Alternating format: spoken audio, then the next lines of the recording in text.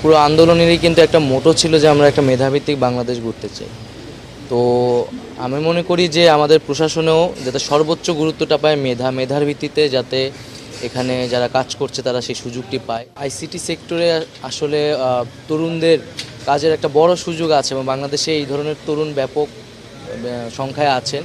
তাদের সাথে সেই সংযুক্তিটা আসলে প্রয়োজন, তাদের ক্রিয়েটিভ আইডিয়া এবং এখানে যারা অভিজ্ঞ আছে তাদের একটা সংযোগ ঘটানোর মাধ্যমে একটা তথ্য প্রযুক্তির যে বিপ্লব চলছে সেখানে বাংলাদেশকে নেতৃত্ব দিতে আমি মনে করি বাংলাদেশের তরুণ প্রজন্ম সক্ষম। শুধু প্রয়োজন তাদেরকে সেই সুযোগটি করে দেওয়া।